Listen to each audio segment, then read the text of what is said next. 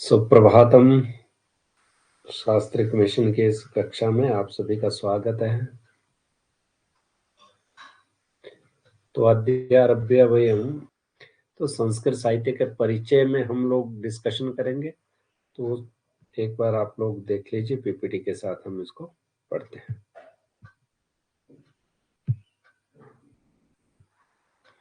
कि वैदिक साहित्य का परिचय। प्रारंभ में थोड़ा मंगलाचरण कर लेते। अनादि निधना नित्या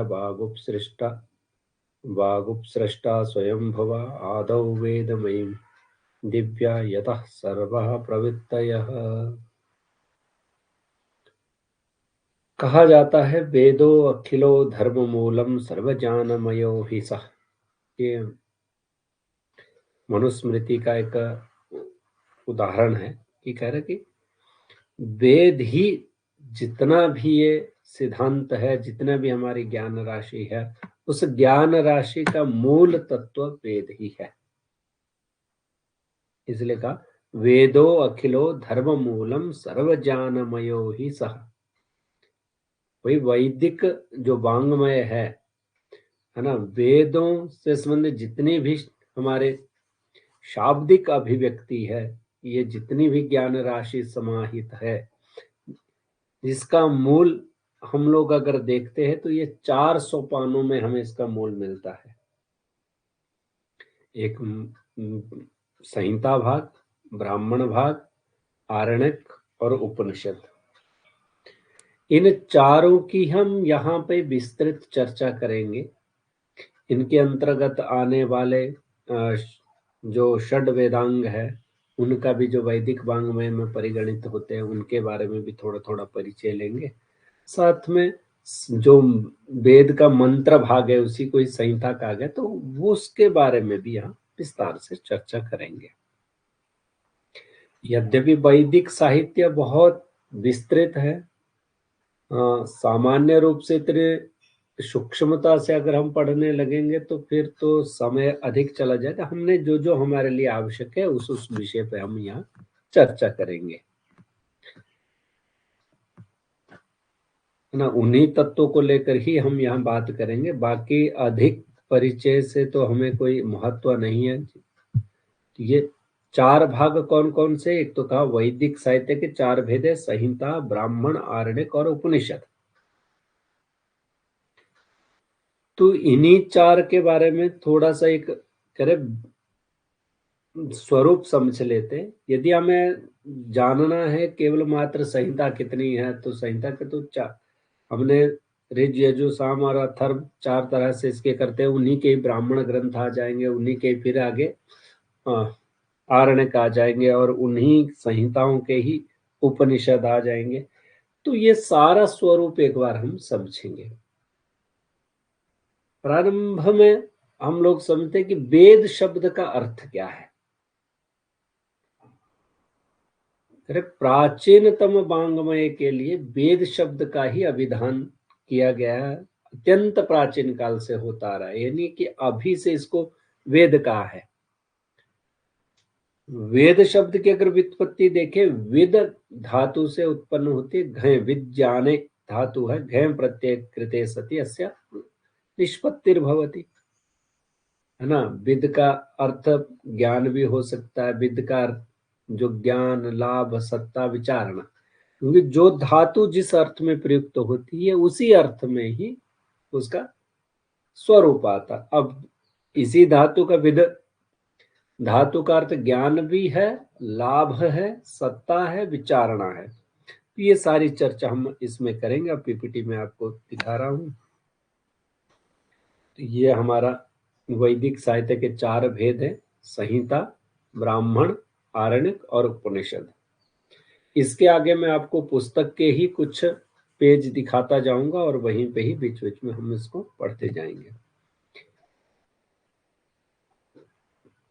है ना। तो विद धातु के लिए क्या कहा कि क्या है? एक तो ज्ञान, लाभ, सत्ता और विचारणा।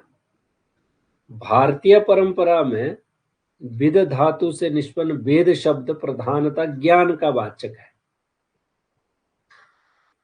किंतु कुछ आचार्यों ने वेद शब्द के निर्वचन में उक्त चारों अर्थों को ही समाहित किया।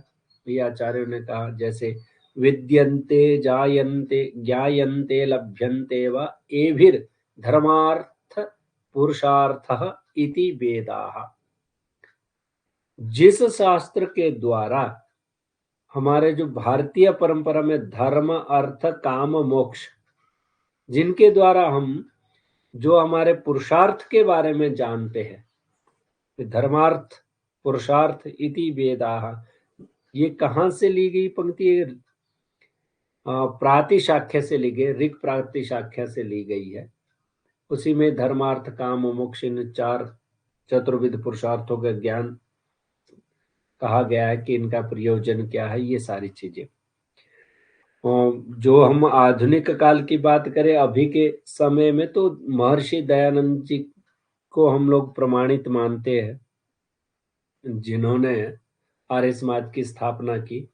उन्होंने भी यही लिखा, विदन्ति जानन्ति विद्यन्ते भवन्ति विदन्ति अथवा विदन्ते लभ्यन्ते विदन्ते विचारयन्ति सर्वे मनुष्याः सर्वे सत्य विद्याः यही येषु वा तथा वेदांश्च भवन्ति ते वेदाः। सत्यार्थ प्रकाश की उक्ति है। सायणाचार्य ने भी कुछ इसके बारे में लिखा। उन्होंने कहा इष्ट प्राप्ति अनिष्ट परिहारयोर अलौकिकम उपायम यो वेदयति सह वेदः। जो इष्ट प्राप्ति और अनिष्ट का परिहार जहां पे किया जाए और उसमें जो उनके उपाय बताए गए हो, उसी को ही वेद कहा गया है।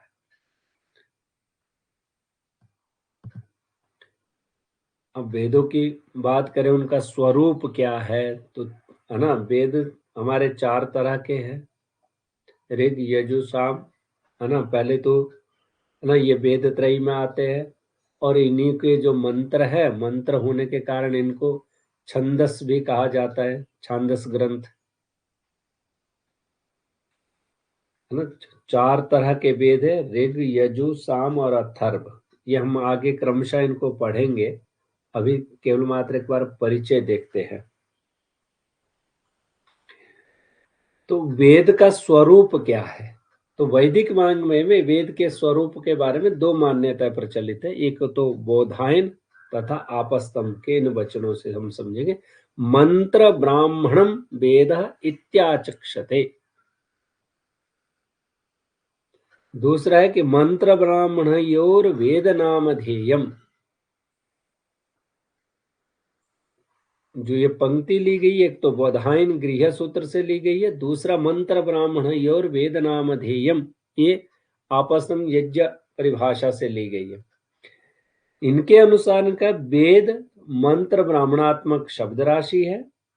यही न दोनों मतलब मंत्र तथा ब्राह्मण की संयुक्त संज्ञा ही वेद है। वेद भाष्यकारों ने भी मतलब यही मत ग्रहण किया। उन्होंने कहा मंत्र पद से संहिता भाग तथा ब्राह्मण पद से ब्राह्मण आरण्यक और उपनिषद उन्होंने ग्रहण किया। यहाँ इसमें पुस्तक में दिया भी है। और दूसरी विचारधारा है, वो कह रहे मंत्रात्मक संहिता, अर्थात संहिता को ही वेद कहते हैं, और परंपरा में वेद शब्द मंत्र संहिता तथा ब्राह्मण इन तीनों के लिए प्रयुक्त दृष्टिगत होता है। मंत्रों का वेदत्व, अब मंत्र जो दिए गए, ऋचाएं जो हमारी दी गई है, तो उनका मंत्रत्व करें। मननात् मंत्रः, निरुक्त का निर्वचन है, जिसके द्वारा यज्ञों का अनुष्ठान निष्पन्न होता है और उनमें वर्णित देवताओं की स्तुति का विधान किया जाता है, उन्हें मंत्र कहते हैं। अब मंत्र शब्द की व्युत्पत्ति देखी जाए तो ये मंत्र शब्द मन धातु से बनता है ना। मन धातु का होता है जहां पे कोई गुह्य कथन, है ना, गुह्य कथन की अभिव्यक्ति या शब्द समूह रूप मंत्रों की अभिव्यक्ति। तो इसी को ये कितने प्रकार से होती है, तो इसके भी तीन है, पद्यात्मक, गद्यात्मक और गानात्मक है ना। जिसमें हम लोग वैदिक शब्दावली में ऋक, यजुष और साम कहते हैं, ये वेद त्रयी में आते हैं। इस प्रकार आरंभ में वेद का है स्वरूप कहा कि त्रिविध मंत्रात्मका इति, है ना, जिसमें वेद त्रयी कहा गया है ना। और क्या कहा, उव्वट का एक कथन दिया गया है, कह रहे सर्वकालम सर्वदेशेषु प्रतिचरणम अविभागेन एको मंत्र राशिर वेद उच्यते। जहां पे सर्वकालम सर्वदेशेषु प्रतिचरणम अविभागेन एको मंत्र राशिर वेद उच्यते ना। तो इस तरह का इन्होंने ये स्वरूप बताया कि वे मंत्र का ही क्षमता मंत्रों का वेदत्व है। इसी में ही जैसे अब मंत्रों की बात आती है तो मंत्रों का उच्चारण क्या होता है, इसके लिए हमने 4 ऋतुजों को पढ़ेंगे, है ना। जो हमारे वैदिक ऋतुज है, होता, ब्रह्मा, उद्धर्यु और उद्गाता, इनके प्रत्येक का अपने अपने वेद भी होते हैं, कार्य भी इनके अपने अपने दिए गए। और दूसरा आया कि संहिताओं का वेदत्व कैसे करेंगे हम, तो करें वैदिक मंत्रों के समूह का जो संकलन है उसको कहते हैं संहिता। और संहिताएं 4 प्रकार की है, ऋग्वेद, यजुर्वेद, सामवेद तथा अथर्ववेद।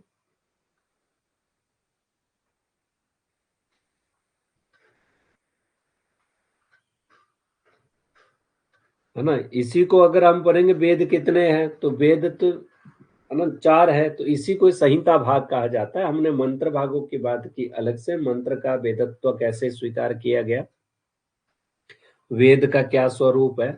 तो ये 2 परिभाषा आप लोगों को याद रखनी है, मंत्र ब्राह्मणम वेद इत्याचक्षते, मंत्र ब्राह्मण और वेद नाम ध्येयम। ये 2 पंक्तियां याद रखनी, जो बधाइन सूत्र में और आपस्तंभ में लिखी गई है, वहां से उद्धृत है। दूसरा मननात् मंत्र, यानी या उव्वट का ये कथन लेना पड़ेगा, सर्वकालम सर्वदेशेषु प्रतिचरणम अविभागेन एको मंत्र राशिर वेद उच्यते। संहिताएं हमारी 4 है, ऋग्वेद, यजुर्वेद, सामवेद तथा अथर्ववेद। इन्हीं संहिताओं में पद्य, गद्य और गानात्मक मंत्र आते हैं। सामवेद में जितने भी मंत्र आएंगे वो गानात्मक आएंगे, है ना। तो इन 3 प्रकार के जो मंत्र जो भी प्रयुक्त किए गए, मंत्रों के लिए जो प्रयुक्त शब्द है वो है वेद। और इन चारों संहिताओं का भी एक एक कोई ना कोई वाचक है। अब ब्राह्मण ग्रंथ जो है, ब्राह्मण ग्रंथों का वेदत्व कैसे आया, उनको वेद कैसे मानेंगे, वो तो व्याख्या ग्रंथ है इनके। तो सभी जितने भी सूत्र ग्रंथ तथा परवर्ती भाष्यकारों ने ब्राह्मण ग्रंथों का भी वेदत्व स्वीकार किया है। इसका कारण कि वैदिक साहित्य में यज्ञ सर्वोपरि है, मंत्र और ब्राह्मण दोनों यज्ञ विधा से संबद्ध है। मंत्र तो कर्मकांड जो हमारा है, कर्मानुष्ठान के स्मारक रूप में प्रयुक्त होते थे, अतः उनका वेदत्व तो सिद्ध होता ही है। साथ में ब्राह्मणों में जिस विधि तथा अर्थवाद का विवेचन किया गया, वह यज्ञ विधा एक प्रकार के मुख्य रूप, मतलब जो यज्ञ विधा है वो एक मुख्य रूप था, इसलिए उसको यज्ञ विधा के 2 भाग हो गए, मंत्र तथा विधि। आप लोग जिन्होंने दर्शन पढ़ा होगा, दर्शन में एक ग्रंथ आता है मीमांसा दर्शन, तो मीमांसा में मंत्र और विधि के उनका बहुत सारा वेद का वेदत्व कैसे है उसमें सारी चर्चा आई है। करिए ये विधियां जो है ब्राह्मणों में ही थी और मंत्रों में नहीं, अतः दोनों को मंत्र तथा ब्राह्मण की संयुक्त संज्ञा प्रचलित हुई।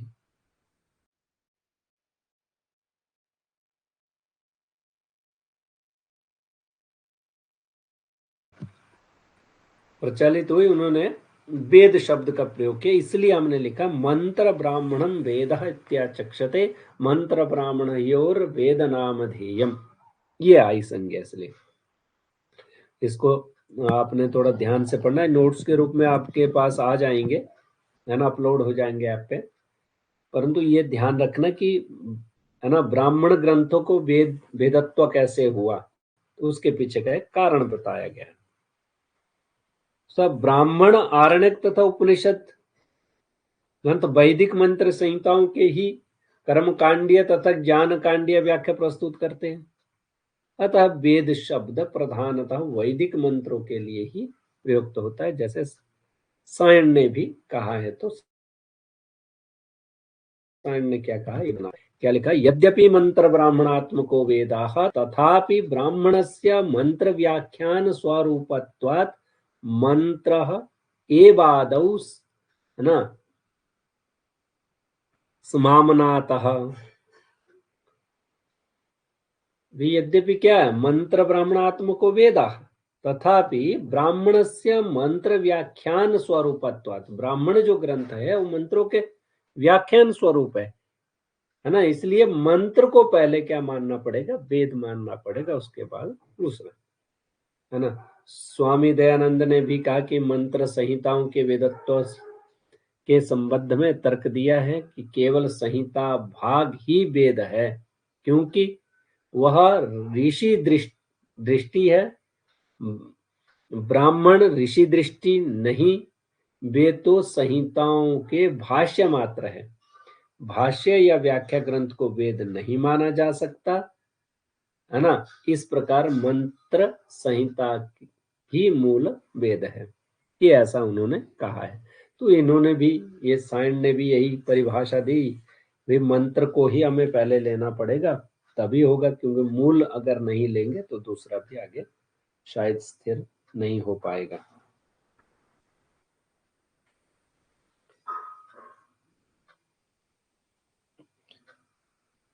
आप लोगों को अगर इसमें पीपीटी क्लियर नहीं दिख रही होगी तो इसका रेजोल्यूशन आपको दिखेगा, एक सेटिंग का बटन, वहां पे क्लिक करेंगे तो वहां 720 इसका रेजोल्यूशन करेंगे तो ये आपको दिखने लग जाएगी।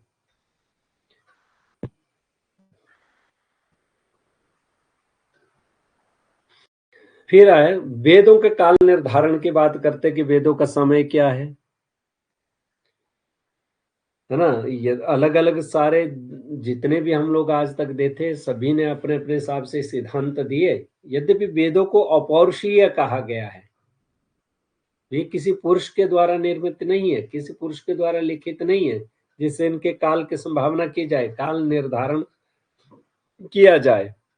फिर भी कुछ विद्वानों ने कहा नमः ऋषिभ्यो मंत्र कृतो मनीषिणः, या फिर याम ऋषयो मंत्र कृतो मनीषिणः, तैत्तिरीय ब्राह्मण के ये दोनों उक्तियां ली है।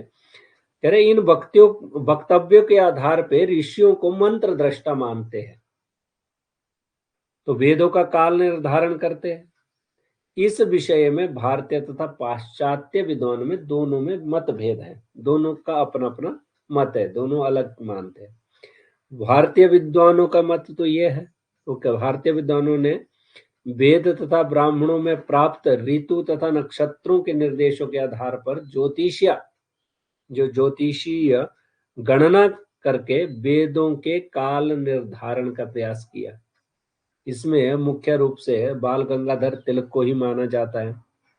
बाल गंगाधर तिलक ने 6000 से लेकर 400 ईसा तक मानते। अब आप लोग यहाँ देखेंगे 6000 से 400 ईसा क्यों लिखा, उल्टा क्यों लिखा, जबकि मानना चाहिए था 4000 से लेकर 6000 तक। हाँ, इसके लिए आपको ध्यान रखना है, हम अभी जो वर्तमान में जिस कालावधि में है, वहां से हम देखेंगे कि अंतिम समय कब रहा। तो ईसा तो पहले, ईसा पूर्व 6000 पहले होता है, और फिर 4000 ईसा जो है हमारे काल निर्धारण के नजदीक आता है, इसलिए ऐसा माना जाता है। वेदों के काल निर्धारण में इन्होंने 4 तरह के दिए, 4 भागों में बांटा उसको। आदिकाल, एक मृगशिरा काल और तीसरा कृतिका काल और अंतिम काल। जो अदिति काल था तो उसको 6000 से लेकर 4000 माना, इसमें नित्य मंत्रों की रचना का काल हुआ। मृगशिरा काल जिसमें 4000 से 2500 ईसा पूर्व माना, जिसमें ऋग्वेद के अधिकांश मंत्र इसी काल में रचे गए। कृतिका काल ये नक्षत्रों के ही नाम है। 2500 ईसा पूर्व से लेकर 1400 ईसा पूर्व तक ये चारों संहिताओं का संकलन कुछ ब्राह्मण ग्रंथों तथा वेदांग ज्योतिष का प्रणयन से इसका ज्ञान प्राप्त। और अंतिम काल रहा 1400 ईसा पूर्व से लेकर 500 ईसा पूर्व तक, जो गृह सूत्रों में और दर्शनों की जो रचना हुई है इसी युग में हुई है। और भी उन्होंने कहा, जो बाल गंगाधर तिलक के अनुसार ऋतुओं का आगमन सूर्य संक्रांति पर आश्रित है और ऋतु निरंतर पीछे हट रही है। जो पहले वर्ष का आरंभ बसंत से होता था तथा बसंत समापत और उत्तरा भाद्रपद रेवती अश्विनी भरणी कृतिका रोहिणी है ना, ये नक्षत्रों से होता था। तो उसका जो आरंभ मीन राशि की जो संक्रांति है उसके आधार पर उन्होंने कुछ किया। तो ये अनंत संकलन निकाल करके उन्होंने अंत में इसका जो पूरा डिटेल निकाली तो 6000 ईसा पूर्व समथिंग इसका हमारे पास आ जाता है। और दूसरा है शंकर बालकृष्ण दीक्षित का मत। शंकर बालकृष्ण दीक्षित कह रहे कि शतपथ ब्राह्मण में कृतिका नक्षत्र के पूर्वीय बिंदु से उदय के आधार पर वेदों का रचना काल 3500 ईसा पूर्व माना गया है। और अविनाश चंद्र दास ने उन्होंने कहा कि 25,000 वर्ष पूर्व माना है।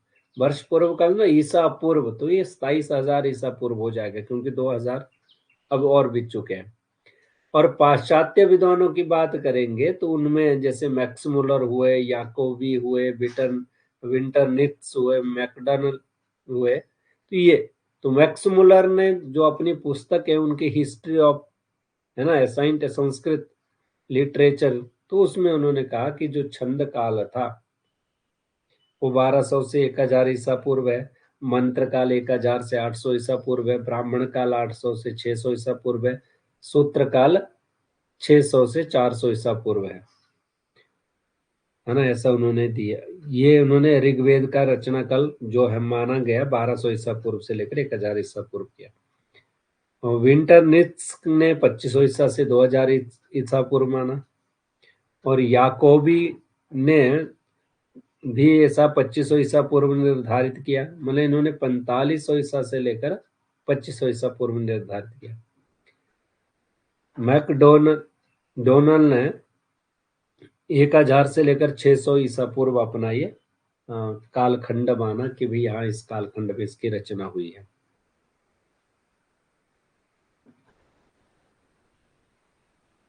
अब हम इसके बाद संहिताओं का परिचय पढ़ेंगे कि कौन सी संहिता है, क्या है, तो ये सारी चर्चा हम करेंगे। आज की कक्षा में ज्यादा नहीं ले पाऊंगा